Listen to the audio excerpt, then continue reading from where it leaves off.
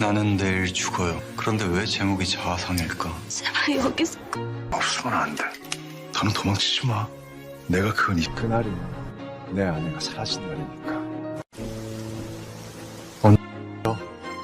이번엔 지켜주고 싶어.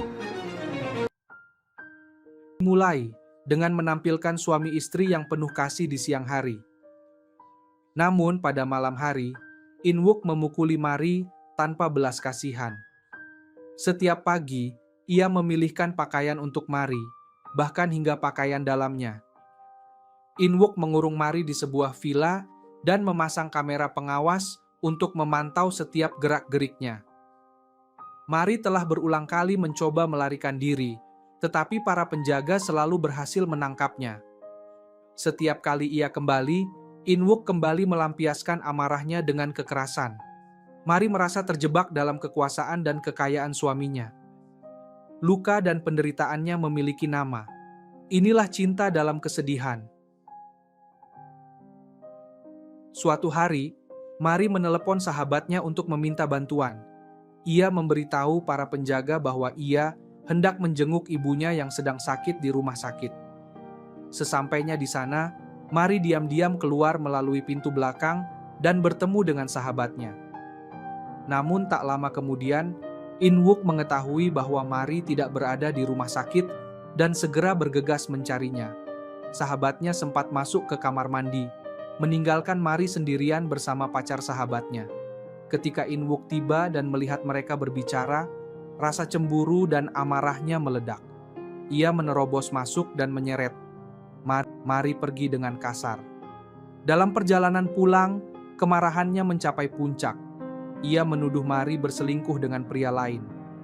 Mari mencoba menjelaskan kebenarannya, tetapi In-wook menolak mendengarkan. Ia menuduh Mari berniat berselingkuh dan menuduh bahwa mereka pasti akan berbuat lebih jauh jika ia tidak datang tepat waktu. Setibanya di rumah, In-wook menutup tirai, melepas jam tangannya, dan menggulung lengan bajunya. Mari melihat tatapan buas di matanya. Ia memeluk kepalanya dan menangis, menyadari bahwa pukulan berikutnya akan segera datang. Keesokan paginya, pembantu rumah datang membawa pil kontrasepsi. Mari melemparkannya ke tempat sampah. Ia takut In-wook akan menjebaknya dengan seorang anak agar ia tak bisa pergi lagi. Dia menangkapnya, menyeretnya ke dalam sebuah ruangan, dan mencengkeram wajahnya dengan kasar.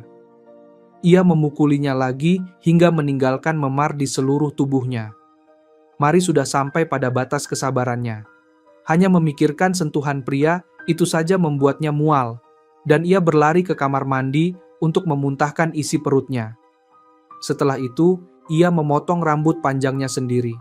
Terlintas di pikirannya untuk mengakhiri hidup, namun ia masih bertahan demi ibunya yang sedang sakit.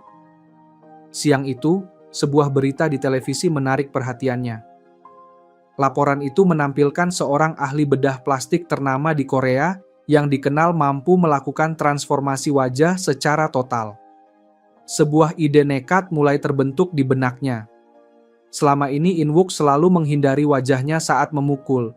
Maka, mengganti wajah mungkin menjadi satu-satunya cara untuk benar-benar menghilang. Pada suatu malam yang hujan, ia melarikan diri dari villa dan menuju rumah sakit bedah plastik itu. Untuk menghindari penjaga In-wook, ia menunggu di bawah hujan hingga Dr. Jung-won selesai bekerja, lalu diam-diam mengikutinya. Hujan yang dingin membuat tubuhnya semakin lemah. Saat akhirnya ia tiba di depan rumah Jung-won, ia pingsan di ambang pintu. Sang dokter mendengar suara jatuh, membawanya masuk, dan memberinya pakaian kering. Mari akhirnya menunjukkan tubuhnya yang penuh luka dan memohon bantuan. Ia menjelaskan bahwa wajahnya telah menjadi penjara baginya. Obsesi In-wook bermula ketika ia menyadari betapa miripnya Mari dengan mendiang ibunya. Sebagai anak kecil, In-wook pernah menyaksikan ayahnya memukuli ibunya hingga tewas, peristiwa yang menghancurkan pikirannya. Ketika ia bertemu Mari, ia memaksanya menikah agar bisa menghidupkan kembali masa lalu itu. Ia memukulinya setiap malam, namun tak pernah menyentuh wajahnya. Pada awalnya, Mari percaya bahwa ia telah menikahi pria yang baik. Namun seiring waktu, kekerasan yang terus ia alami menyingkap kebenaran. In-wook tak pernah benar-benar mencintainya, yang ia inginkan hanyalah bayangan ibunya, bukan seorang istri. Penderitaan Mari berasal dari penampilannya sendiri. Ia memohon kepada Jung-won agar mau melakukan operasi padanya. Namun Jung-won menyarankannya untuk mencari perlindungan hukum saja. Mari menjelaskan bahwa ia sudah mencoba, tetapi gagal. Saat Jung-won masih ragu, sebuah panggilan darurat dari rumah sakit membuatnya harus segera pergi. Ia meminta Mari untuk menunggu. Dalam kesendirian, Mari teringat pada ibunya yang sakit dan masih berada di bawah kendali In-wook. Ia menelpon rumah sakit dan mendapat kabar bahwa kondisi ibunya sedang kritis. Tanpa curiga, ia segera bergegas ke sana, tak menyadari bahwa semua itu hanyalah jebakan. Setibanya di rumah sakit, ia memang menemukan ibunya tidak terluka. Namun, In-wook sudah berdiri tak jauh dari sana. Ketakutan segera menyelimuti dirinya. Ia dipaksa pulang dan kembali mengalami penyiksaan di rumah. Meski dipukuli habis-habisan, Mari mulai menyusun rencana pelarian terakhirnya. Ketika ia mengetahui dirinya mandul, ia sadar bahwa In-wook pasti akan membunuhnya jika mengetahui hal itu. Melarikan diri menjadi satu-satunya pilihan. Malam itu, rencananya mulai dijalankan. Mari meninggalkan surat bunuh diri di mobil In-wook agar tampak seolah ia telah mengakhiri hidupnya. Ia mematikan ponselnya untuk menonaktifkan pelacakan, makan dengan cukup agar kuat, lalu berkemas. Ia pergi ke pantai, melepas sepatu hak tinggi, dan menyalakan kembali ponselnya menciptakan ilusi bahwa ia telah melompat ke laut. Ia menatap air laut dengan tekad yang bulat, merasa akhirnya bisa bebas. Tak lama kemudian, In-wook melacak sinyal ponselnya ke pantai dan memerintahkan anak buahnya untuk mencari. Mereka hanya menemukan barang-barangnya. In-wook menyuruh mereka terus mencari jasadnya, namun hatinya merasa Mari masih hidup. Mengikuti instingnya, ia mengirim orang-orangnya ke hutan di dekat pantai. Sementara itu, Mari sudah berlari menembus hutan. Ia tersandung akar pohon dan dompetnya terjatuh. Mari berusaha mencarinya kembali, tetapi langkah kaki terdengar mendekat. Panik, ia segera lari tanpa sempat mengambil dompetnya. Ia akhirnya mencapai jalan raya dan berusaha menghentikan mobil yang lewat, bahkan nekat berdiri di tengah jalan. Secara kebetulan, Dr. Jung-won melintas dan menawarinya tumpangan. Dalam perjalanan, Mari menjelaskan bahwa ia telah berpura-pura mati demi melarikan diri dari In-wook. Jung-won, setelah mendengar kisahnya, memutuskan untuk membantu Mari menghilang sepenuhnya. Malam itu juga, ia membawanya ke rumah sakit dan melakukan operasi untuk mengubah wajahnya. Mari hanya meminta satu hal wajah yang tak akan dikenali oleh In-wook. Namun saat Jung-won melepas perban, ia terkejut luar biasa. Wajah baru Mari terlihat persis seperti mendiang istrinya. Meski ia telah mempersiapkan diri untuk operasi itu, kemiripan yang begitu nyata mengguncang hatinya. Kenangan tentang istrinya kembali menghantam dengan rasa kehilangan yang menyakitkan. Sementara itu, Mari menarik napas panjang dan membuka matanya perlahan. Melihat sosok asing di cermin membuat air matanya mengalir.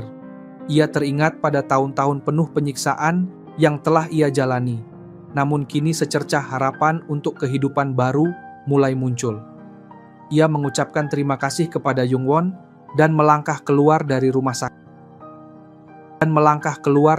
sakit. Saat berjalan menelusuri kota, Mari berhenti di setiap pantulan kaca yang ia temui untuk memandangi wajah barunya. Wajah itu asing, tetapi ia berjanji pada dirinya sendiri untuk menjalani hidup yang bebas. Namun, kebebasan itu datang bersama kesulitan. Ia tidak memiliki uang sepeser pun dan terpaksa bermalam di stasiun bus. Keesokan harinya, ia teringat pada dompet yang terjatuh di hutan dan kembali ke sana untuk mencarinya. Namun, para anak buah In-wook masih menyisir daerah tersebut. Mari kembali melarikan diri, namun secara tak terduga, ia justru bertemu langsung dengan In-wook di jalan. Ketakutan menyergapnya meskipun pria itu tidak mengenalinya lagi. Ia bergegas pergi dan tanpa sengaja menabrak seorang pejalan kaki. Tasnya terjatuh dan dengan panik ia memungutnya kembali. In-wook memanggilnya bukan karena mengenalinya, tetapi hanya untuk mengembalikan barang yang terjatuh. Pertemuan singkat itu tetap membuat tubuh Mari gemetar ketakutan. Ia terus melangkah tanpa arah. Dulu ia seorang istri kaya, kini ia hanya bisa bertahan hidup dengan sepotong roti dan menerima penolakan saat mencari pekerjaan. Malam itu, hujan deras memaksanya berlindung di bawah sebuah bangunan, sendirian di tengah dinginnya malam. Dua pria mencoba menyerangnya, dan Mari melawan dengan sekuat tenaga hingga pakaian mereka robek. Keributan itu menarik perhatian polisi, dan ia pun ditangkap karena dianggap membuat kekacauan. Tidak memiliki siapapun untuk dihubungi, Mari akhirnya menelepon Yongwon. Yongwon datang ke kantor polisi, menebusnya, lalu mengajaknya makan di sebuah restoran. Dengan tenang, ia menyodorkan sendok untuk Mari, sebuah sikap lembut yang belum pernah ia rasakan sebelumnya. Terharu oleh kebaikan itu, Mari meneteskan air mata. Usai makan, Yongwon membawanya ke rumah. Keesokan paginya, Mari bangun lebih awal dan menyiapkan sarapan sebagai ucapan terima kasih atas tempat tinggal yang diberikannya. Ia sempat bertanya tentang istri Yongwon, namun ketika pria itu terdiam lama, Mari memilih tidak melanjutkan pertanyaan itu. Yang tidak ia ketahui, istri Yongwon telah meninggal beberapa bulan sebelumnya dan operasi yang ia jalani telah memberinya wajah yang sama dengan mendiang wanita itu. Saat Mari mulai merasa aman, bahaya justru semakin mendekat. In-wook menemukan dompet yang pernah ia jatuhkan di hutan dan yakin bahwa Mari masih hidup. Di tempat lain, sahabat Mari, Haere, melihat seorang wanita yang tampak persis seperti Hakyong, istri mendiang Yongwon. Terkejut, ia mendatangi Yongwon di luar rumah untuk mencari jawaban. Namun Yongwon menolak menjelaskan apapun, khawatir Mari akan mendengar percakapan mereka. Haere terus mendesak hingga akhirnya ia menyimpulkan sendiri. Kemiripan itu hanya mungkin terjadi jika Yongwon telah menciptakan kembali wajah istrinya melalui Mari. Di dalam rumah, Mari mendengar sebagian percakapan mereka dan mulai menyusun potongan kebenaran. Ia teringat betapa gugupnya Yongwon ketika ia pernah masuk ke ruang penyimpanan untuk mengambil penyedot debu. Rasa penasaran membawanya kembali ke ruangan itu. Meski Yongwon berusaha menghentikannya, Mari menemukan sebuah foto tersembunyi. Wanita di dalam foto itu memiliki wajah yang sama persis dengannya. Saat itu juga kebenaran menghantamnya Yongwon memang telah menolongnya, tetapi juga menjadikannya bayangan dari istri yang telah tiada. Malam itu, Mari duduk sendirian di taman, mencoba menata pikirannya yang kalut. Yongwon datang menghampiri dengan wajah penuh penyesalan. Dengan tenang, Mari mengatakan bahwa bantuan darinya telah memberinya kesempatan kedua untuk hidup, dan ia tidak menyimpan kebencian apapun. Tindakan Yongwon telah membebaskannya dari kehidupan penuh kekerasan, dan bagi Mari, wajah barunya kini tak lagi penting. Dalam perjalanan pulang, ia memutuskan untuk tidak tinggal lebih lama di rumah itu. Ia meminta Yongwon untuk bertemu makan malam keesokan harinya sebagai perpisahan dan awal dari hidup barunya sendiri. Namun Mari tidak menyadari bahwa In-wook masih terus memburunya. Dompet yang kini ada di tangan pria itu menjadi bukti nyata bahwa Mari masih hidup dan bersembunyi. Malam itu, ia teringat pada gaun asing yang dipakai Mari saat melarikan diri. Keyakinannya semakin kuat bahwa seseorang telah menolong Mari, dan ia pun mulai menyusun langkah selanjutnya. Keesokan harinya, In-wook menyewa seorang polisi wanita untuk melacak merek gaun tersebut dan mencari toko tempat gaun itu dijual. Dengan dalih melakukan penyelidikan resmi, mereka berhasil mendapatkan daftar pelanggan. Gaun itu ternyata edisi terbatas hanya ada 10 yang dibuat. In-wook berasumsi bahwa para pemiliknya masih menyimpannya. Ia berencana menemukan siapa yang kehilangan gaun itu dan menjadikan petunjuk itu sebagai jalan untuk menemukan Mari. Mereka pun mulai mengunjungi satu persatu pelanggan. Semua pemilik masih memiliki gaunnya, kecuali 2 orang. Salah satunya adalah Haire. Polisi wanita itu meminta Haire menunjukkan gaun yang serupa, memaksanya untuk mencari di dalam lemari. Saat mencari, Haire tiba-tiba teringat bahwa sahabatnya dulu pernah mengenakan gaun dengan model yang sama. Ia mulai curiga mungkinkah Yongwon yang meminjamkan gaun itu kepada Mari. Setelah menunjukkan gaunnya, In-wook dan sang polisi pergi ke nama terakhir dalam daftar. Tanpa izin, In-wook masuk ke rumah Yongwon. Ia melihat 2 piring makan di meja, tetapi tak menemukan tanda-tanda keberadaan istri Yongwon. Kecurigaan pun muncul. Ia mulai memeriksa setiap ruangan hingga tersisa 1 kamar mandi. Mari bersembunyi di dalamnya. Tubuhnya bergetar ketakutan. Tepat saat In-wook hendak memegang gagang pintu, Yongwon muncul dan menghentikannya. Polisi wanita yang menemani mereka khawatir situasi akan memanas dan segera mendesak In-wook untuk pergi. In-wook akhirnya mundur namun belum menyerah. Sebelum keluar, ia sempat membuka lemari dan menemukan sebuah gaun identik dengan yang sedang ia cari. Kebingungan muncul di benaknya. Bagaimana mungkin ada gaun ke-11, padahal hanya 10 yang pernah dibuat. In-wook tidak tahu bahwa saat ia berkunjung ke rumah Haire, wanita itu sempat melihat daftar pelanggan yang terjatuh ke lantai dan menemukan nama sahabatnya tercantum di sana. Sadar akan bahaya yang mengancam Mari, Haire segera menelepon Yongwon dan mengatur agar gaunnya dikirim melalui kurir ke rumah pria itu sebelum In-wook tiba. Tindakan cepat itu berhasil menyesatkan In-wook sepenuhnya. Kesal karena tidak menemukan bukti apapun, In-wook meninggalkan rumah Yongwon dan memarahi polisi wanita yang menemaninya. Namun instingnya berkata lain, ada sesuatu yang tidak beres dengan wanita yang tinggal bersama Yongwon. Sementara itu, Mari berusaha membangun kembali hidupnya.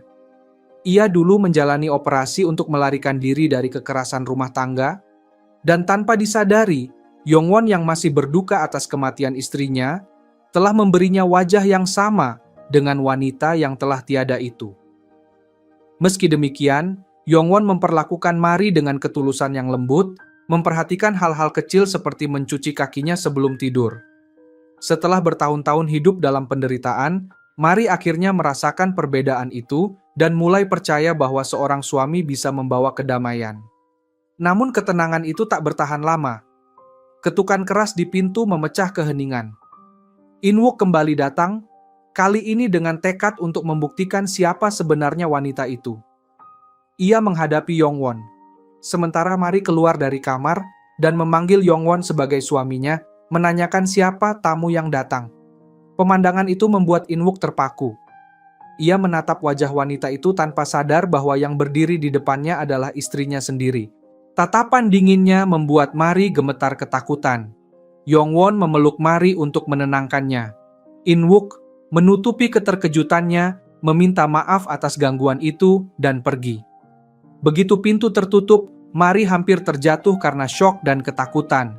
Yongwon menuntunnya masuk dan berkata bahwa kini ia aman. Namun bayangan tatapan suaminya yang dingin terus menghantui pikirannya. Malam itu ia tidak bisa tidur.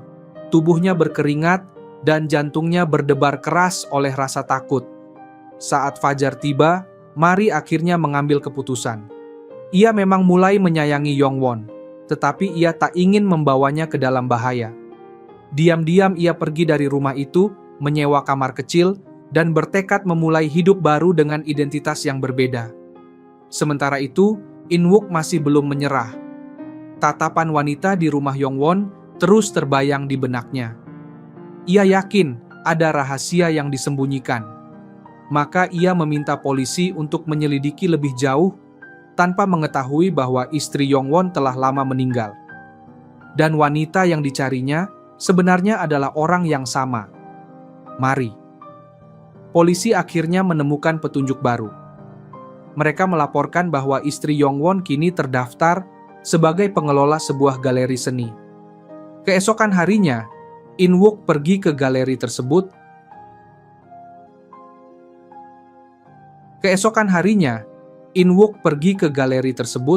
Namun tidak menemukan sosok Hakyong.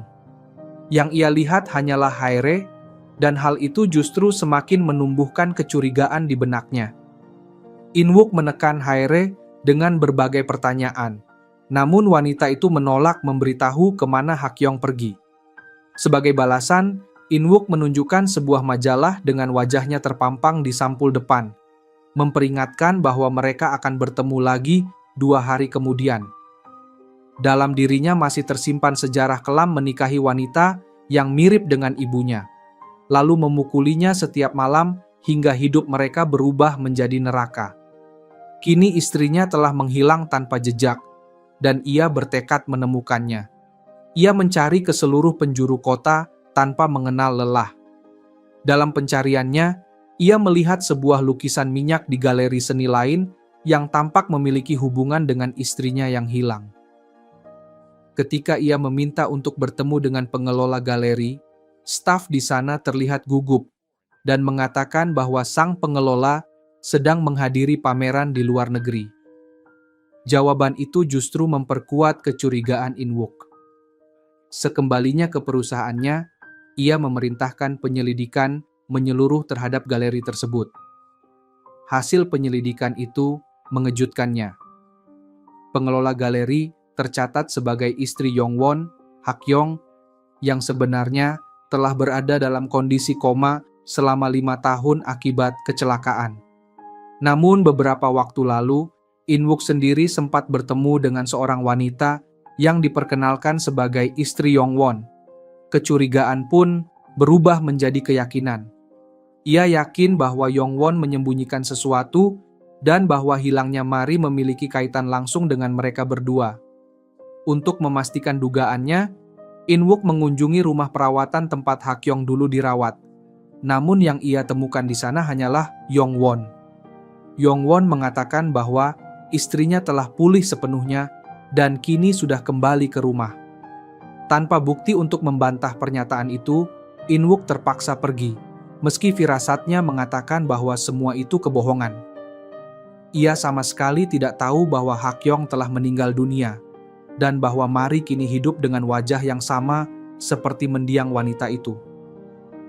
Bertekad mendapatkan kendali atas situasi, In-wook memeriksa semua catatan keuangan dan dokumen yang berkaitan dengan galeri tersebut. Dari sana ia menemukan bahwa galeri itu tengah terjerat utang besar. Melihat peluang untuk menekan lawannya, keesokan harinya ia kembali ke galeri dan menuntut untuk bertemu langsung dengan sang pengelola. Hae-re tetap bersikeras bahwa sang pengelola galeri sedang berada di luar negeri. Namun In-wook membalas dengan tenang, ia sudah tahu bahwa pengelola itu sebenarnya terbaring sakit. Ia memperingatkan bahwa jika sang pengelola tidak muncul keesokan harinya, ia akan menutup galeri tersebut secara paksa. Terpojok oleh ancaman itu, Hae-re segera menghubungi Mari dan menjelaskan situasi yang berbahaya. Jika mereka tidak melakukan apapun, galeri yang telah mereka bangun dengan susah payah akan hancur. In-wook tampak yakin bahwa Hae-re sedang melindungi seseorang, dan untuk mengakhiri tekanan itu, Hae-re memohon agar Mari mau menyamar sebagai Hakyong dan menemui In-wook dengan identitas palsu tersebut. Di rumah, Mari duduk lama dalam kebimbangan. Ia ingin menolong dokter yang telah menyelamatkan. Namun bayangan harus berhadapan lagi dengan suami yang dulu menyiksanya membuat tubuhnya gemetar. Malam itu ia tidak bisa tidur, hanya bergulat dengan ketakutannya sendiri. Saat fajar tiba, Mari menguatkan hati. Ia mengingat dirinya yang dulu wanita rapuh, yang selalu dipukul dan dihina, dan meyakinkan diri bahwa ia bukan lagi orang yang sama. Kini ia adalah seseorang yang bebas dan berhak menentukan nasibnya sendiri. Ia menelpon Mari tahu bahwa ia harus mempelajari setiap detail kehidupan wanita itu agar bisa menipu In-wook yang licik dan curiga. Ia membaca dengan saksama kebiasaan, gaya berpakaian, cara berbicara, bahkan tanda tangan Hakyong, sampai semuanya terasa akrab di pikirannya. Kemudian, ia duduk di depan cermin dan mulai berlatih menjadi Hakyong. Ia menata rambutnya panjang dan lurus, mengoleskan maskara hitam tebal di bulu matanya, dan memoles kuku dengan warna ungu tua. Untuk menutupi tanda lahir kecil di lehernya Tanda, yang mungkin masih diingat In-wook, ia mengenakan syal sutra tipis. Ketika merasa cukup siap, Mari berangkat ke galeri seni tempat In-wook sudah menunggu.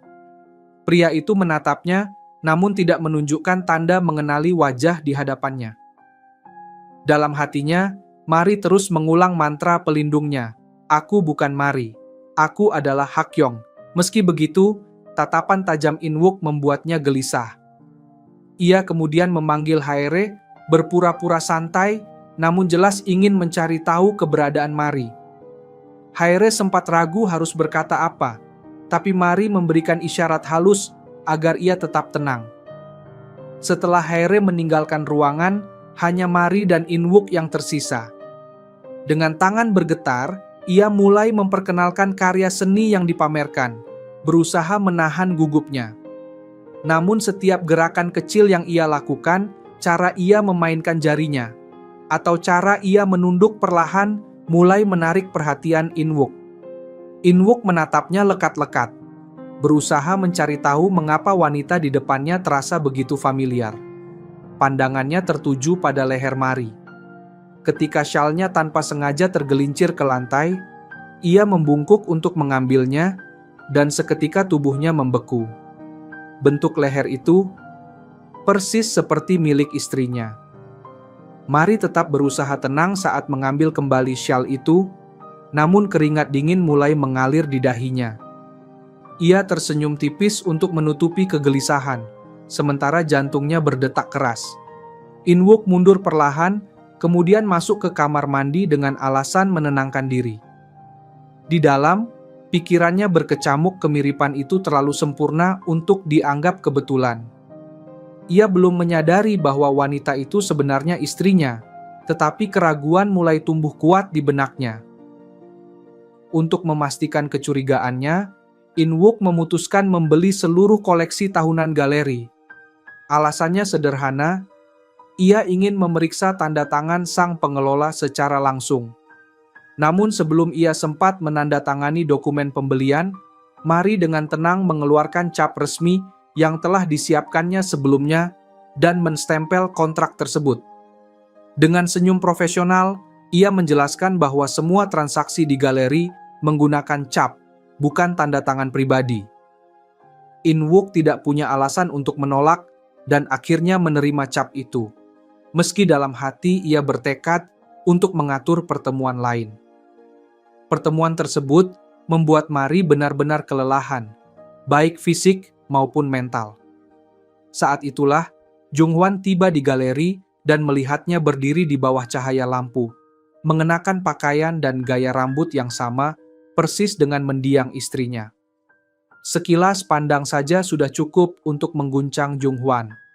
Kenangan lama membanjiri pikirannya, hingga tanpa sadar, ia menyebut nama itu Hakyong. Suara lirih itu membuat tubuh Mari melemas. Lututnya tak sanggup menopang. Jung-hwan segera menangkapnya sebelum ia jatuh. Dalam pelukannya, Mari menahan air mata, namun saat In-wook keluar dari lift, Jung-hwan dengan cepat menariknya ke sudut ruangan agar tidak terlihat.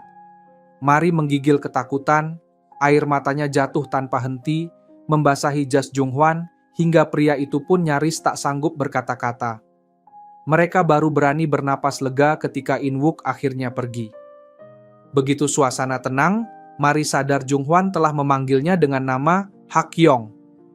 Ia melepaskan diri perlahan dari pelukannya, meminta maaf, dan menolak dengan halus ketika pria itu menawarkan diri untuk mengantarnya pulang. Ia lalu berjalan pergi, meninggalkan Jung-hwan dengan wajah penuh kebingungan. Malam itu di rumah, Mari tak bisa tidur. Setiap momen bersama Jung-hwan berulang di kepalanya, cara ia memperlakukannya dengan lembut, perhatian kecil, seperti mencuci kakinya sebelum tidur, dan bagaimana ia menyimpan nomornya di ponsel sebagai VVIP. Kini semuanya terasa jelas baginya. Ia hanyalah pengganti, bayangan dari cinta lama yang belum ia relakan. Kesadaran itu menyakitkan, menusuk hingga ke relung hatinya. Namun meski kebenaran pahit itu terungkap, perasaannya terhadap Junghwan tetap tidak berubah. Ia masih mencintainya bukan karena wajah yang ia kenakan, tapi karena ketulusan yang pernah ia rasakan darinya. Dalam perjalanan pulang, Junghwan tak bisa berhenti memikirkan percakapannya dengan Mari pagi itu. Ia merasa mungkin telah melukai perasaannya tanpa sadar, dan pemikiran itu membuat dadanya terasa sesak. Tidak tahu mengapa hatinya begitu gelisah, ia segera menghentikan taksi dan meminta diantar langsung ke apartemen kecil tempat Mari tinggal. Mari terkejut saat melihatnya datang tanpa pemberitahuan. Setelah beberapa saat, mereka berjalan bersama di taman, berbicara perlahan tentang kejadian hari itu. Ketika sebuah sepeda melaju kencang ke arah mereka, Junghwan spontan menarik Mari menjauh dari jalur bahaya. Sentuhan singkat itu membangkitkan sesuatu dalam diri mereka, perasaan yang selama ini berusaha mereka abaikan. Junghwan tak lagi mampu menahan kebingungannya, mengakui bahwa ia sendiri tak mengerti perasaannya, tetapi ia ingin memperlakukan perasaan itu dengan sungguh-sungguh. Mari tersentuh. Ada ketenangan yang ia rasakan dalam kata-katanya, sesuatu yang sudah lama hilang dari hidupnya. Saat makan malam, Mari mulai membuka sedikit.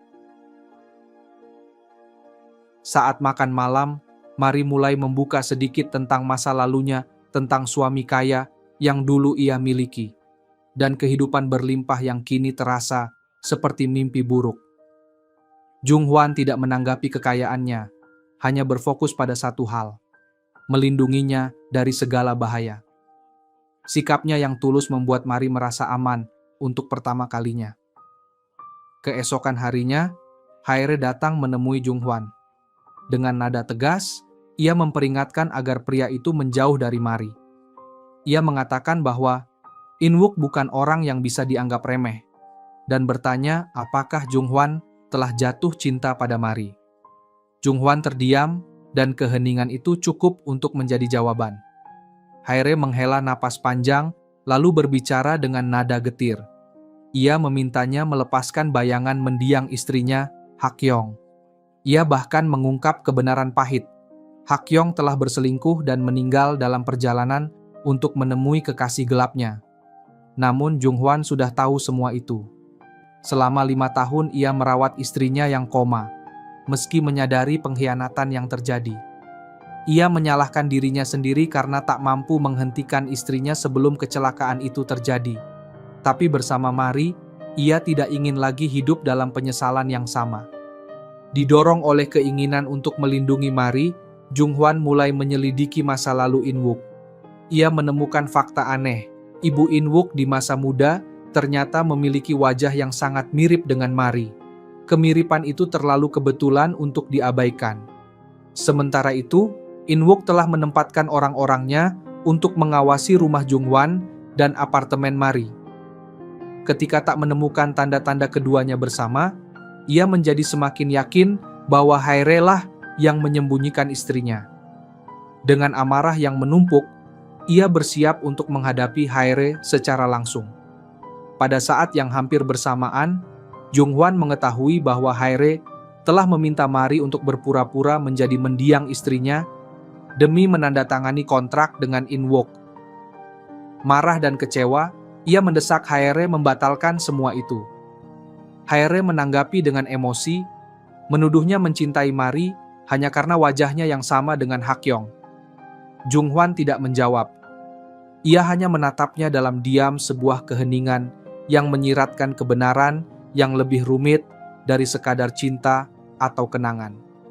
Haere akhirnya mengungkapkan perasaannya kepada Junghwan. Namun, Junghwan hanya terdiam dan menolak dengan tenang tanpa mengatakan apa-apa lagi. Hatinya hancur, dan ia meninggalkan tempat itu sambil menangis. Dari dalam mobil yang diparkir tak jauh, In-wook menyaksikan semuanya. Ia melihat kesempatan dalam keputusasaan Here. Ia yakin bahwa Here mengetahui keberadaan Mari dan bisa dimanfaatkan jika diberi tekanan yang tepat. Rasa cemburu dan frustrasi menguasai Here, menutupi akal sehatnya. Demi melindungi masa depannya dan galeri seni yang ia kelola, Here akhirnya setuju bekerja sama dengan In-wook. Ia menuruti permintaannya untuk mengatur pertemuan dengan Mari. Malam itu, Mari datang dengan harapan hanya akan makan malam sederhana bersama Here tanpa merasa curiga sedikit pun. Namun, yang muncul justru In-wook. Seketika dadanya sesak oleh ketakutan, dan ia menunduk, menghindari tatapan mata lelaki yang dulu membuat hidupnya menjadi neraka. In-wook langsung merasakan ada sesuatu yang berbeda dari wanita di hadapannya, berbeda dari sosok yang menandatangani kontrak sebelumnya. Sebelum Mari sempat bereaksi, Jung-hwan tiba-tiba muncul, menggenggam tangannya, dan menenangkannya. Sejak saat itu, In-wook berulang kali mencoba mengatur pertemuan pribadi dengan Mari, berusaha mencari petunjuk tentang istrinya yang hilang, tetapi Jung-hwan selalu berhasil menghalangi setiap upaya itu. Rasa frustrasi In-wook akhirnya berubah menjadi kemarahan saat melihat Jung-hwan membawa Mari pergi. Dalam perjalanan pulang, Mari diliputi kecemasan bahwa kehadirannya bisa membahayakan Jung-hwan. Ia memutuskan untuk pergi dan menjauh demi keselamatannya. Tetapi Jung-hwan menolak, bersikeras untuk tetap melindunginya apapun risikonya. Keteguhan hati Jung-hwan membuat Mari tak sanggup mendorongnya menjauh. Tanpa mereka sadari, mati semua yang terjadi.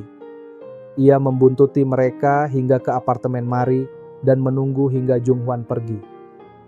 Saat Mari bersiap untuk tidur, ia melihat bayangan bergerak di jendela. Rasa panik langsung menyergap. Dengar In-wook memukul pintu dan memaksanya terbuka dengan paksa. Mari berjongkok di sudut kamar, tubuhnya gemetar ketakutan. In-wook menerobos masuk, berteriak memanggil namanya dan menuntut jawaban. Ia melihat tumpukan lukisan di sudut ruangan, lalu berjalan mendekat. Ketika matanya tertuju pada salah satu kanvas, keyakinan gelap muncul di benaknya. Ia yakin wanita yang selama ini dicarinya, istrinya yang hilang, ada di sana. Ketika akhirnya In-wook menemukan tempat Mari bersembunyi, ia menarik kerah bajunya dengan kasar dan menatap wajahnya lekat-lekat di antara pengakuan dan kebingungan. Suaranya bergetar oleh amarah saat ia menuntut jawaban, menanyakan siapa sebenarnya wanita itu dan kemana istrinya pergi. Mari gemetar hebat, hampir tak mampu berbicara. Dengan suara parau, ia hanya bisa mengulang bahwa ia tidak tahu apa-apa. In-wook menariknya berdiri, memeriksa setiap detail wajahnya dengan campuran kemarahan dan ketidakpercayaan. Saat itulah Jung-hwan datang dan memukul In-wook, lalu menarik Mari menjauh dari jangkauannya. Tersulut oleh kemarahan, In-wook meraih tongkat kayu dan mengejar mereka keluar rumah. Ia mengayunkan tongkat itu ke arah Jung-hwan sambil terus berteriak menuntut kebenaran. Ketakutan, Mari segera menelepon polisi. Pertengkaran itu memanas, suara benturan kayu dan teriakan memenuhi udara malam. Ketika sirene terdengar mendekat, seorang pengawal pribadi datang dan menarik In-wook menjauh dengan paksa. Melihat wajah Jung-hwan penuh memar, Mari tak mampu menahan air matanya. Sementara itu, In-wook masih dikuasai amarah. Ia menendang kursi, memecahkan meja, dan menghantam pagar baja hingga darah mengalir dari buku jarinya. Dalam pikirannya, ia yakin Mari menyembunyikan istrinya, dan keyakinan itu membuatnya semakin tersesat dalam amarah dan obsesi. Beberapa waktu kemudian, In-wook mendatangi rumah Here dan menuntut jawaban. Seorang pelukis dari galeri kebetulan ada di sana dan menyaksikan semuanya dengan wajah ketakutan. Here yang ketakutan menatap lelaki itu, tubuhnya penuh luka, matanya merah, dan suaranya parau oleh keputusasaan. Dalam sekejap, perasaan iba muncul dalam hatinya. Ia tiba-tiba menyadari bahwa mungkin selama ini tak ada seorang pun yang benar-benar mencintai In-wook. Dengan hati-hati, ia mencoba menyentuh tangannya untuk menenangkan, namun In-wook menepisnya dengan kasar. Ia tidak menginginkan simpati, hanya terobsesi pada Mari. Akhirnya, ia duduk di lantai dan membiarkan air matanya jatuh tangisan yang tertahan selama bertahun-tahun. Di tempat lain, Mari yang sadar bahwa keberadaannya hanya membawa bahaya bagi Jung Hwan, memutuskan untuk pergi. Ia membeli tiket ke kota lain dan menunggu keberangkatannya di stasiun. Ketika Jung Hwan mengetahui bahwa Mari telah pergi, ia meneleponnya dengan suara putus asa, memohon agar ia tidak meninggalkannya. Mari duduk di bangku stasiun, hatinya terkoyak antara cinta dan ketakutan. Sebelum ia sempat mengambil keputusan, Jung Hwan datang, berlari menghampirinya, lalu memeluknya erat. Keduanya menangis dalam pelukan itu, tangis kelegaan sekali. Di tempat lain, In-wook melangkah masuk ke studio lama milik istrinya. Ia mengambil celemek yang masih berlumur cat, mendekatkannya ke wajah, dan menghirup aroma yang begitu dikenalnya. Dalam keheningan ruang itu, ia kembali pada momen ketika ia yakin telah melihat sosok istrinya dalam diri Mari, momen yang kini menghantui setiap tarikan napasnya. Berita tentang hilangnya istri In-wook segera tersebar di surat kabar dan menarik perhatian ayahnya. Il-kuk, dengan amarah yang meledak-ledak, menegurnya di depan umum karena dianggap gagal menjaga kehormatan keluarga. Ia menuntut agar In-wook menemukan dan membawa kembali istrinya dalam waktu 10 hari. Tangan tuanya sempat terangkat hendak memukul, tetapi berhenti ketika menyadari banyak mata yang menonton. Setelah kejadian itu, In-wook duduk diam di dalam mobilnya. Wajahnya tegang, pandangannya kosong. Sopirnya melihat luka di tangan tuannya, tetapi In-wook hanya tersenyum getir dan berkata bahwa itu bukan apa-apa. Bahkan orang asing pun bisa melihat kesakitan yang ia sembunyikan, namun ayahnya tidak menunjukkan sedikit pun kepedulian. Sementara itu, untuk melindungi Mari dari kemungkinan pertemuan lagi dengan In-wook, Jung Hwan memintanya tinggal di rumahnya. Ia berjanji akan menghadapi segala bahaya bersama. Dalam kehadirannya, Mari merasa aman untuk pertama kalinya setelah sekian lama. Keesokan harinya, Hae-rae melihat luka-luka di wajah dan tangan Jung Hwan. Rasa bersalah menyergapnya, tetapi Jung Hwan tetap menjaga jarak. Ia menaruh curiga bahwa Hae-rae lah yang telah mengatur pertemuan antara Mari dan In-wook. Dengan nada tegas, ia memperingatkannya agar tidak mengulangi kesalahan itu lagi. Sementara itu, di sisi lain kota, In-wook yang tertekan oleh tenggat waktu dari ayahnya memperluas pencarian. Ia mengirim lebih banyak anak buah ke seluruh penjuru kota untuk menemukan istrinya. Suatu hari, ketika Mari mencoba mengunjungi ibunya di panti perawatan, ia menyadari ada seseorang yang mengikutinya dari jauh. Panik, ia segera menelepon Jung Hwan untuk meminta bantuan tanpa menyadari bahwa seseorang juga sedang membuntuti Jung Hwan. Karena takut identitasnya terbongkar, Mari akhirnya membatalkan kunjungan itu. Mereka kemudian berjalan menyusuri jalan yang ramai sambil berpura-pura sebagai sepasang kekasih agar para pengejar kehilangan jejak. Dalam momen-momen itu, hubungan mereka semakin dekat, kebersamaan yang sederhana namun penuh ketenangan. Di tempat lain, adik Jung Hwan, Sung Ho, menemukan foto lama dan menyadari betapa miripnya wajah Mari dengan mendiang Hak-yung. Terkejut, ia langsung menemui Jung Hwan dan menuntut penjelasan. Jung Hwan pun menceritakan semuanya tentang operasi, tentang Mari, dan tentang masa lalunya bersama Hak-yung.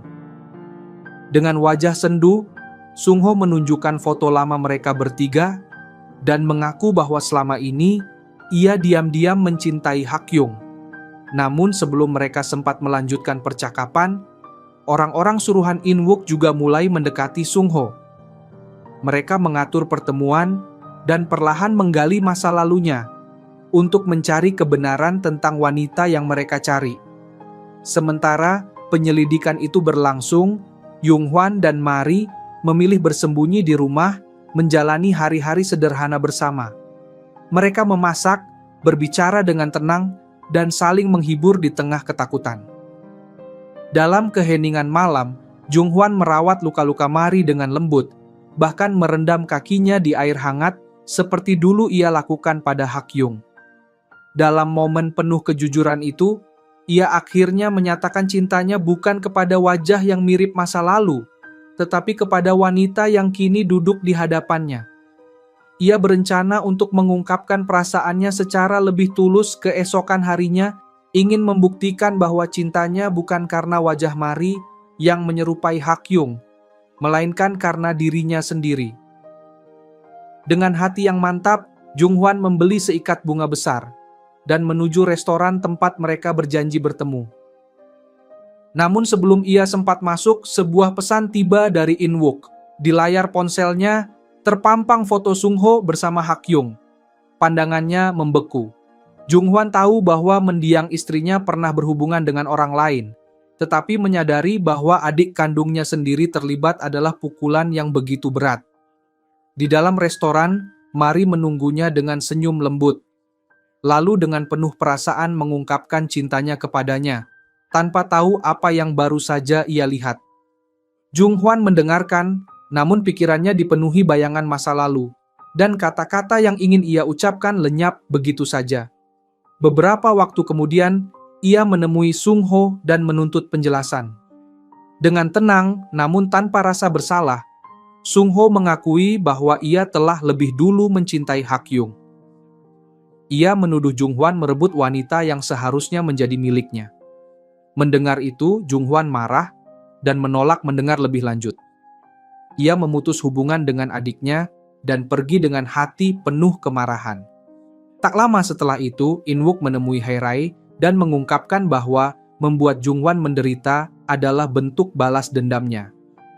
Katanya, melihat pria yang dicintai Hai Rai tersiksa memberinya kepuasan tersendiri. Ketika Hai Rai bertanya apa yang akan ia lakukan jika Mari mencintai orang lain, In Wook menjawab tanpa ragu, ia akan membunuh keduanya. Bagi In Wook, itulah cinta, kepemilikan yang mematikan. Hai Rai yang ketakutan segera pergi ke rumah Jung Hwan. Di sana ia menemukan Mari, lalu meluapkan amarah dan tuduhannya. Ia menuding Mari sebagai penyebab penderitaan Jung Hwan, sebagai sosok yang datang membawa luka baru di atas luka lama. Saat keluar rumah, Hai Rai berpapasan dengan Jung Hwan. Emosinya belum reda, dan ia kembali menyerang dengan kata-kata. Ia menuduh Jung Hwan belum bisa melepaskan bayangan Hak Yung. Dengan suara gemetar, ia mengungkapkan kebenaran yang selama ini disimpannya, bahwa Hak Yung tak pernah mencintai Jung Hwan, bahwa ia pernah mengakhiri kehamilannya sendiri, lalu berpura-pura mengalami keguguran. Kata-kata itu menghantam Jung Hwan seperti pisau. Ia terdiam, kehilangan napas. Hai Rai menutup ucapannya dengan peringatan. Jika Jung Hwan dan Mari tetap bersama, In Wook tidak akan segan membunuh mereka berdua. Jung Hwan jatuh berlutut, tubuhnya bergetar oleh duka dan amarah yang bercampur. Mari berusaha menenangkannya, memeluknya erat saat ia berjuang menerima kenyataan pahit tentang pengkhianatan istrinya yang sudah tiada. Malam itu, di tempat lain, In Wook terbangun dari mimpi buruk dalam mimpinya. Wajah Mari berubah menjadi wajah orang lain. Ia menatap kosong ke langit-langit, napasnya memburu, tak lagi tahu siapa yang sebenarnya ia cintai dan siapa yang ingin ia miliki. In Wook mencoba menenangkan dirinya dengan menatap foto lama mereka berdua, dirinya dan Hak Yung, di masa ketika hidupnya masih tampak utuh. Ia berusaha meyakinkan diri bahwa mimpi buruk yang baru saja dialaminya hanyalah ilusi, bukan pertanda apapun. Namun jauh di dalam hatinya, kegelisahan itu tetap tumbuh, samar, tapi nyata. Sementara itu, Mari merasa semakin yakin bahwa keberadaannya hanya membawa bahaya bagi Jung Hwan. Setiap kali mengingat ancaman In Wook, dadanya terasa sesak. Dengan tekad bulat, ia memutuskan untuk menghadapi In Wook secara langsung kali ini dengan berpura-pura sebagai istri Jung Hwan, agar In Wook menjauh dan berhenti mengganggu mereka. Dalam perjalanan menuju kantor In Wook, Nasib mempertemukannya dengan seseorang yang tak pernah ingin ia temui lagi. Ilkuk, mantan ayah mertuanya. Langkahnya seketika terhenti. Tatapan dingin pria tua itu menembus dirinya. Dengan suara keras dan penuh ejekan, Ilkuk berkata bahwa ia sudah menyelidiki semuanya. Ia menuduh Mari memanfaatkan anaknya karena tahu galeri seni milik Hakyung sudah berada di ambang kebangkrutan. Saat mendengar kabar bahwa ayahnya bertemu dengan Mari, Inwook segera turun dari lantai atas dan menghampiri mereka. Ia dengan cepat menempatkan dirinya di antara mereka berdua, melindungi Mari dari kemarahan sang ayah, lalu membawanya ke ruang kantornya. Di sana, Mari mencoba menahan gemetar dan dengan tenang memohon agar Inwook berhenti mengganggu Junghwan. Ia menegaskan bahwa foto-foto dan urusan masa lalu mereka hanyalah masalah keluarga yang seharusnya tak diungkit lagi, dan bahwa kini ia telah kembali ke kehidupannya sendiri. Selama Mari berbicara, Inwook menunduk sejenak, memperbaiki kancing manset di pergelangan tangannya, sebuah gerakan kecil yang membuat Mari tersentak. Ingatan masa lalu menyeruak begitu saja. Malam-malam penuh ketakutan ketika gerakan kecil seperti itu menjadi awal dari penderitaan panjangnya. Kecurigaan mulai tumbuh dalam pikirannya, namun Inwook memaksakan diri untuk menepisnya. Ia tidak ingin percaya pada firasat yang muncul di benaknya sendiri. Tak lama kemudian, Inwook mendapat informasi tentang tempat tinggal Ibu Mari dan langsung pergi ke panti perawatan. Secara kebetulan, Mari dan Junghwan juga berada di sana hari itu. Namun mereka pergi beberapa menit sebelum Inwook tiba. Begitu ia masuk ke ruang perawatan, Ibu Mari menatapnya dengan senyum hangat. Ia mengangkat sebuah foto dan dengan gembira berkata bahwa pria di sebelah putrinya adalah menantunya. Darah Inwook mendidih, rasa cemburu dan pengkhianatan bercampur menjadi satu. Ia bergegas keluar, berlari ke halaman untuk mencari mereka, tetapi tak ada siapapun di sana. Frustrasi, ia kembali ke dalam dan menuntut penjelasan dari direktur panti jompo. Namun alih-alih mendapatkan jawaban, ia justru menemukan target baru. Direktur itu ternyata adalah Sung Ho, adik Junghwan. Dengan tatapan menusuk, Inwook mendekatinya dan menuntut untuk tahu di mana Junghwan dan Hairae menyembunyikan Mari. Untuk menekan Sung Ho, Inwook mengeluarkan sebuah video lama rekaman dari malam kecelakaan yang merenggut nyawa Hakyung. Dalam video itu terlihat jelas, Sung Ho yang sedang mengemudi bersama Hakyung, mengalihkan perhatiannya dengan percakapan sampai mobil kehilangan kendali dan menabrak. Wajah Sung Ho memucat. Dalam sekejap, masa lalu yang ingin ia kubur hidup-hidup kembali menghantui. Karena takut karirnya hancur, Sung Ho melarikan diri dari tempat kecelakaan, meninggalkan Hakyung yang kala itu tergeletak tak sadarkan diri. Akibatnya, Hakyung hidup dalam keadaan koma selama 5 tahun sebelum akhirnya meninggal dunia. Ketika Inwook menuntut penjelasan, Sung Ho membela diri dengan berkata bahwa sebagai seorang dokter, ia yakin Hakyung tak akan bisa bertahan hidup. Ia bahkan menyebut masa koma panjang itu sebagai sebuah keajaiban. Namun, pengakuan itu justru membuat darah Inwook mendidih. Dengan nada bergetar di antara kemarahan dan keterkejutan, ia menuntut penjelasan lebih lanjut jika Hakyung benar-benar telah mati. Lalu siapa wanita yang baru-baru ini ia temui? Tak butuh waktu lama baginya untuk menemukan kebenaran yang mencengangkan. Istrinya telah menjalani operasi plastik dan hidup dengan identitas baru. Kabar itu mengguncang seluruh batinnya. Malam itu, Inwook pergi ke makam Hakyung. Di hadapan foto sang istri, kenangan demi kenangan bermunculan, terutama tentang setiap pertemuan yang ia yakini bersama wanita itu, Mari. Keyakinannya semakin kuat. Wanita yang kini hidup sebagai Mari tak lain adalah Hakyung yang ia cari selama ini. Dikuasai obsesi, Inwook mulai kehilangan kendali. Ia menelpon Mari berulang kali, namun tak ada jawaban. Saat itu Mari tengah bepergian bersama Junghwan. Keduanya akhirnya saling mengakui perasaan mereka dan memulai hubungan yang tulus.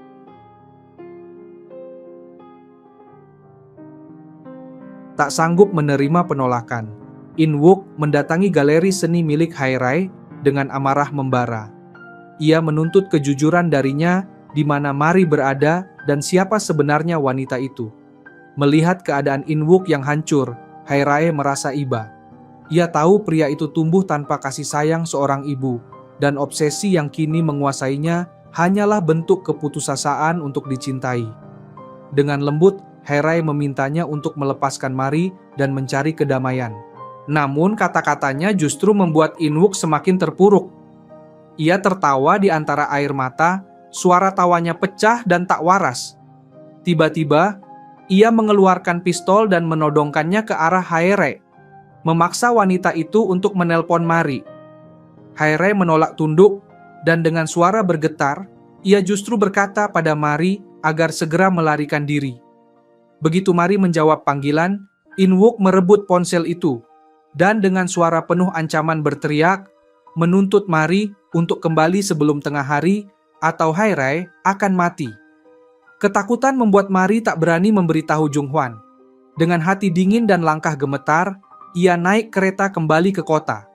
Sesampainya di galeri, In-wook langsung menghampiri dan memeluknya dengan air mata di mata. Tapi Mari menolaknya. Dengan suara tegas ia berkata bahwa wanita yang dulu ia cintai sudah tiada. In-wook tidak menerima kenyataan itu. Ia bersikeras bahwa segalanya bisa kembali seperti semula, dan bersumpah akan membuat Mari kembali seperti dulu. Melihat wajahnya yang dipenuhi kegilaan, Mari mundur ketakutan. In-wook mulai tertawa dan menangis bersamaan. Matanya kehilangan kejernihan, hingga dalam sekejap Hae-rae melihat kesempatan untuk bertindak dan mendorongnya. Ia dan berteriak pada Mari agar melarikan diri. Namun tindakan itu memancing amarahnya. In-wook membalas dengan memukul Hae-rae hingga pingsan, lalu berlari mengejar Mari. Ketika Jung-hwan tiba di galeri, semuanya sudah terlambat. In-wook telah menangkap Mari, menarik paksa bajunya saat ia berusaha melepaskan diri. Tanpa sepatah kata pun, ia menyeretnya ke dalam mobil dan melaju kencang menuju villa terpencil.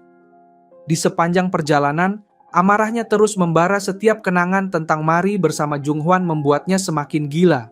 Ketakutan akan kemarahan sang ayah bila mengetahui wajah Mari yang telah berubah mendorongnya untuk bersembunyi di villa itu. Begitu tiba, ia mengunci seluruh pintu. Mari memohon agar dilepaskan, menjelaskan bahwa dirinya bukan lagi wanita yang pernah dicintai In-wook, dan bahwa hatinya kini milik orang lain. Namun In-wook menolak mendengarkan. Dengan suara dingin ia berkata bahwa ia bisa memaafkan pengkhianatan. Tapi jika Mari terus melawan, ia akan menghukum Jung-hwan dan memaksa seorang ahli bedah mengembalikan wajahnya seperti semula. Ia lalu mengurung Mari di sebuah kamar. Di balik pintu terkunci itu, mereka berdua menangis dalam kesunyian, terjebak dalam duka dan keputusasaan masing-masing. Dikuasai keinginan untuk menguasai Mari sepenuhnya, In-wook mulai menghubungi para ahli bedah plastik ternama, namun semuanya menolak permintaannya. Dalam keputusasaan, ia mendatangi Sung-ho dan menuntut agar operasi itu dibalik. Sung-ho menjawab dengan tenang bahwa hanya Jung-hwan yang dapat melakukannya, karena ialah yang melakukan operasi pertama kali. Amarah In-wook pun memuncak. Ia memerintahkan anak buahnya menculik Jung-hwan dan membawanya ke villa. Dengan tatapan penuh kebencian, ia menodongkan pistol dan memerintahkan Jung-hwan untuk mengoperasi Mari. Jika ia menolak, ia tidak akan keluar hidup-hidup. Melihat Jung-hwan disiksa, Mari jatuh berlutut di hadapan In-wook dan memohon agar pria itu dibebaskan. Namun pemandangan itu justru membuat In-wook semakin murka. Ia menampar Jung-hwan dan menuduhnya telah mengubah istri orang lain menjadi tiruan wanita yang ia cintai. Di dalam kamar operasi yang dingin, Mari berbisik kepada Jung-hwan agar menuruti keinginan In-wook demi menyelamatkan nyawanya. Tapi Jung-hwan tak sanggup. Ketika tangannya hendak menyentuh wajah Mari, ia menarik diri sadar bahwa In-wook sedang mengamati mereka dari balik kaca. Tak tahan melihat kedekatan mereka, In-wook akhirnya pergi. Ia masuk ke kamarnya sendiri dan menatap foto lama istrinya. Wajah dalam bingkai itu seakan hidup kembali di pikirannya, menelan seluruh kesadarannya dalam pusaran cinta, kehilangan, dan kegilaan. Jung Hwan tidak sanggup mengangkat pisau bedah. Tangannya gemetar dan tatapannya penuh dilema. Mari mencoba menenangkan In Wook dengan suara lembut, menawarkan agar dokter lain saja yang melakukan operasi. Ia berkata bahwa penampilannya kini tak lagi penting baginya. Mendengar itu, amarah In Wook mereda sejenak. Ia menarik Mari keluar, meninggalkan Jung Hwan yang terduduk dalam keputusasaan. Dalam perjalanan pulang, ponsel In Wook berdering. Ia menepi untuk menerima panggilan, sementara Mari perlahan berjalan ke arah jalan utama. Air matanya menetes saat ia memutuskan lebih baik mengakhiri hidupnya daripada kembali hidup dalam kekangan. Namun sebelum ia sempat melangkah lebih jauh, In Wook berhasil menariknya kembali. Tersentak oleh ancamannya untuk melukai diri jika ia menyentuh Jung Hwan lagi, In Wook terdiam, matanya dipenuhi ketakutan dan kebingungan. Ia membawa Mari pulang dan berusaha memulihkan keintiman yang dulu mereka miliki. Namun Mari menolak, memalingkan wajah setiap kali ia mencoba mendekat. Tak lama kemudian, sang ayah, Il Kuk, menuntut untuk bertemu dengan menantunya. Ia bersikeras bahwa jika putranya terus menyembunyikan istrinya, lebih baik ia mati saja. Takut akan kebenaran terbongkar, In Wook berbohong, mengatakan bahwa istrinya belum sepenuhnya pulih. Il Kuk menertawakan alasan itu dengan sinis. Ia menuduh putranya hidup dalam kebohongan sejak kecil dan mengingatkan bahwa ibunya sendiri meninggalkannya karena sifatnya yang kejam. Kata-kata itu menembus hati In Wook seperti pisau. Ia kembali ke kamarnya, duduk di gelap, menatap foto ibunya sampai amarahnya perlahan mereda. Dalam kerentanan itu, ia mencari pelarian dengan memeluk Mari lagi. Untuk sesaat, ia merasakan kedamaian yang lama hilang. Namun ketika Mari memalingkan wajah, ia menatapnya lebih lama dan wajah yang asing itu menghancurkan ilusi yang ia ciptakan sendiri. Keinginan berganti menjadi jijik. Ia mendorong Mari menjauh sementara hujan deras mengguyur di luar. Saat itu, ia benar-benar sadar. Wanita di depannya bukan lagi sosok yang selama ini ia cintai dalam kenangan. Keesokan harinya, ayahnya mengetahui bahwa Mari telah menjalani operasi plastik. Dalam amarah, Il Kuk hendak menamparnya, tetapi In Wook tiba tepat waktu dan berdiri di depan Mari, meminta agar kemarahan ayahnya ditujukan padanya, bukan pada wanita itu. Namun malamnya, amarah In Wook kembali menguasai dirinya. Ia menyerang Mari dengan brutal. Setelah ia tertidur, Mari merangkak menuju studio lukis dan menemukan kartu memori berisi rekaman kekerasan yang pernah ia alami. Tapi sebelum sempat menyembunyikannya, In Wook muncul dan merebut kartu itu dari tangannya. Menonton rekaman tersebut membuatnya terpaku, seolah ia baru menyadari monster seperti apa dirinya. Namun kesadaran itu hanya berlangsung sesaat. Wajahnya mengeras, dan dengan nada dingin ia menyalahkan Mari atas semuanya. Tak tahan lagi dengan kekerasan dan delusi itu, Mari menatapnya dengan berani dan berkata bahwa yang ia lakukan bukanlah cinta, melainkan penghancuran yang dibungkus dengan nama cinta. In Wook memaksa Mari untuk mengakui bahwa semua yang terjadi adalah kesalahannya. Ketika Mari menolak, amarahnya semakin memuncak. Ia menggulung lengan bajunya, air mata menetes di pipi, sementara kemarahan menguasai dirinya sepenuhnya. Mari terjatuh ke lantai, tubuhnya lemah, dan jiwanya nyaris hancur. Keesokan harinya, mereka makan di sebuah restoran. Secara kebetulan, Haere berada di tempat. Keesokan harinya, mereka makan di sebuah restoran. Secara kebetulan, Haere berada di tempat yang sama dan mengikuti Mari ke kamar mandi. Ia terkejut melihat luka-luka di tubuh Mari. Dengan suara gemetar, ia memohon agar Mari melarikan diri, lalu bergegas menemui Jung Hwan untuk memberitahunya apa yang terjadi. Mendengar kabar itu, Jung Hwan diliputi amarah dan segera menuju rumah In Wook. Begitu tiba, Mari memeluknya, mencari perlindungan dalam pelukannya. Namun saat itu juga, In-wook muncul sambil menodongkan pistol. Ia mengarahkan senjata itu ke kepalanya sendiri, mengaku hanya memiliki satu peluru, dan menyebut aksinya sebagai bukti cinta sejati. Mari langsung berlutut, menangis, dan memohon agar ia menghentikan kegilaannya. Dengan senyum sinis, In-wook menatap Jung Hwan. Tak disangka, Jung Hwan mengambil pistol lain dan mengarahkannya pada In-wook. Suasana menegang, dua pria itu saling berhadapan dengan tatapan penuh kebencian, sementara Mari memohon agar keduanya berhenti. Ketegangan berakhir ketika Jung Hwan berkata bahwa menggunakan kematian untuk memaksa cinta adalah tindakan pengecut. Akhirnya, In-wook menurunkan senjatanya dan membiarkan mereka pergi. Namun saat mereka sampai di gerbang, sekretaris In-wook muncul dan menyerahkan ponsel kepada Mari. Suaranya bergetar saat ia mendengar kabar bahwa ibunya telah dibawa ke rumah In-wook, satu-satunya kelemahan yang bisa ia manfaatkan. Ketakutan menguasai Mari. Ia segera berlari kembali ke rumah itu untuk menyelamatkan ibunya, sementara para penjaga menahan Jung Hwan di luar gerbang. Ia hanya bisa menyaksikan dengan putus asa saat Mari menghilang ke dalam rumah. In-wook kini telah kehilangan kendali atas dirinya. Ia tak lagi peduli pada konsekuensi atau kehormatan. Satu-satunya tujuannya adalah menahan Mari di sisinya.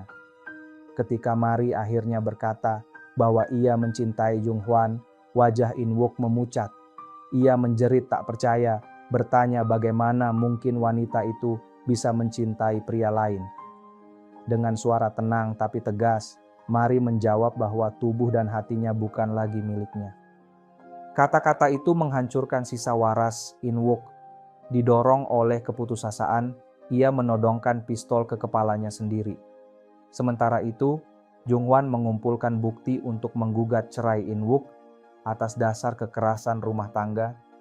Ia membawa rekaman audio ke seorang pengacara, tetapi pengacara itu berkata bahwa ia membutuhkan bukti yang lebih kuat seperti video atau laporan medis.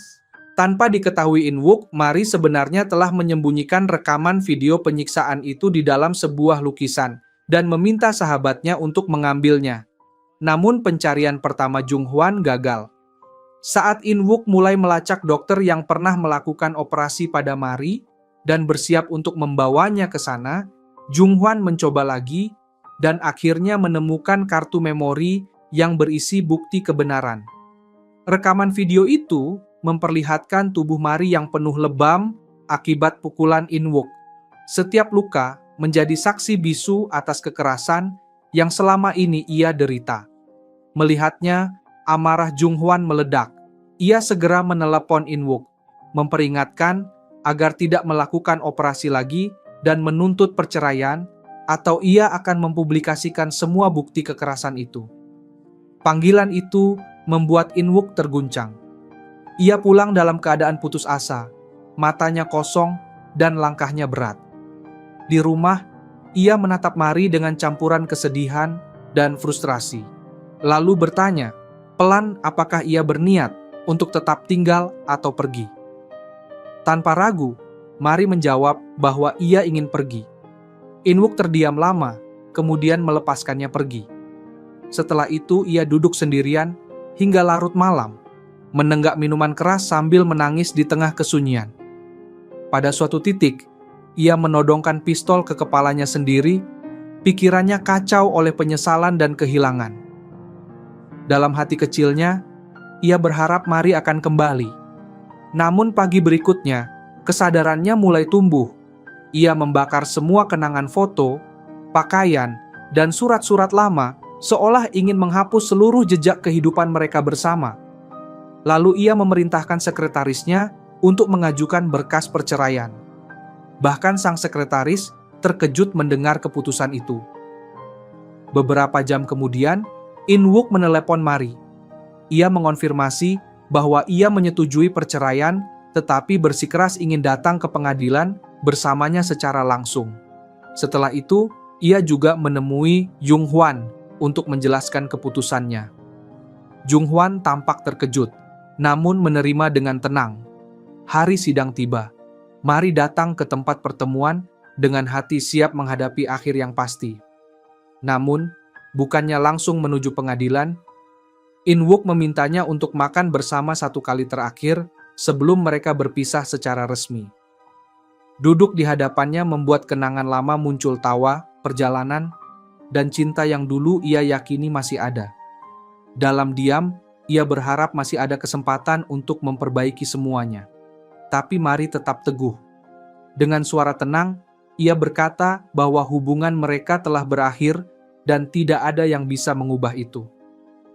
Saat mereka kembali ke mobil menuju pengadilan, ponsel In-wook berdering panggilan dari Jung-hwan. Nada itu membuatnya gelisah dan marah. Tanpa peringatan, ia memutar balik mobil dan memacu kecepatan tinggi. Ketika Mari bertanya kemana mereka pergi, In-wook hanya berkata, ia ingin ke taman hiburan tempat terakhir untuk menghabiskan waktu bersama.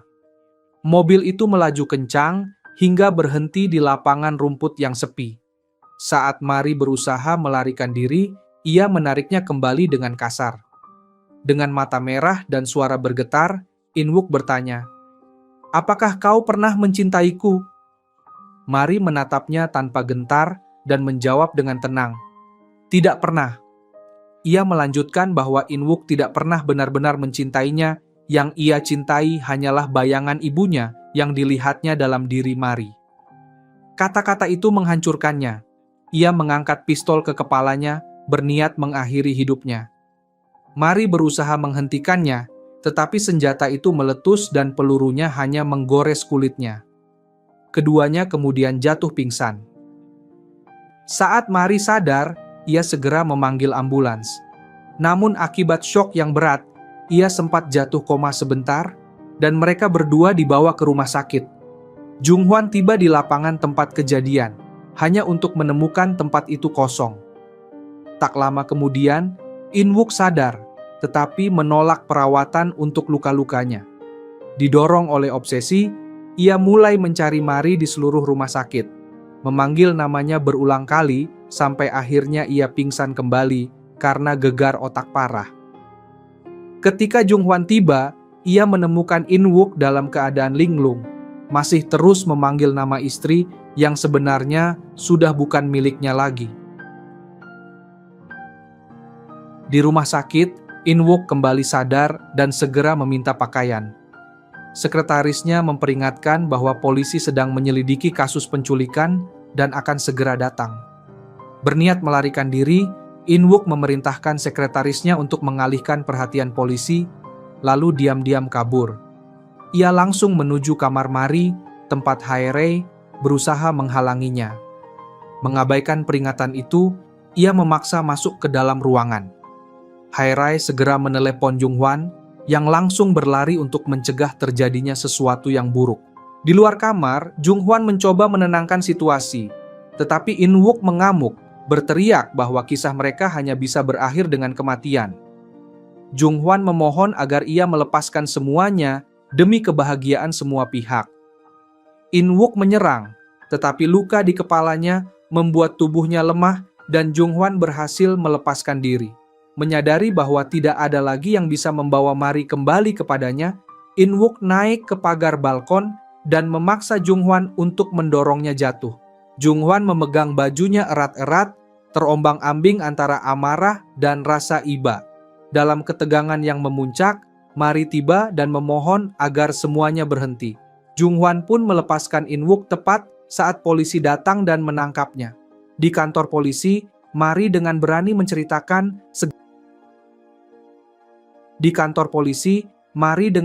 menceritakan segala kekerasan yang dialaminya serta operasi yang telah mengubah wajahnya. Ketika para wartawan menghadang In-wook di luar, ia mengakui seluruh perbuatannya, bahkan membongkar kejahatan bisnis ilegal ayahnya, Il-kook. Pengakuan itu menghancurkan reputasi keluarga dan membuat perusahaan mereka runtuh.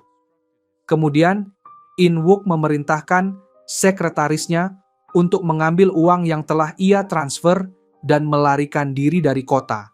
Tetapi sang sekretaris menolak meninggalkannya. Sesampainya di rumah, In-wook menyuruh ibu tirinya untuk segera pergi sebelum skandal itu menyeret semuanya. Ia lalu menghadapi ayahnya sambil menodongkan pistol, menuduh bahwa semua keburukannya adalah hasil dari didikan sang ayah. Il-kook memperingatkan bahwa jika ia membunuhnya, maka ia tidak akan berbeda dari dirinya. Mendengar itu, In-wook terguncang dan menurunkan senjatanya. Sementara itu, Mari sedang beristirahat di kamarnya, tidak menyadari bahaya yang mendekat. Dalam keadaan dibius dan setengah sadar, ia kembali diculik oleh In-wook.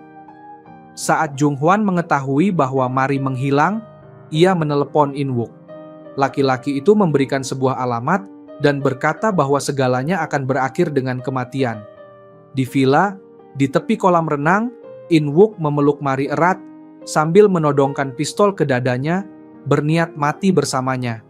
Mati rasa dan pasrah, Mari tidak melawan.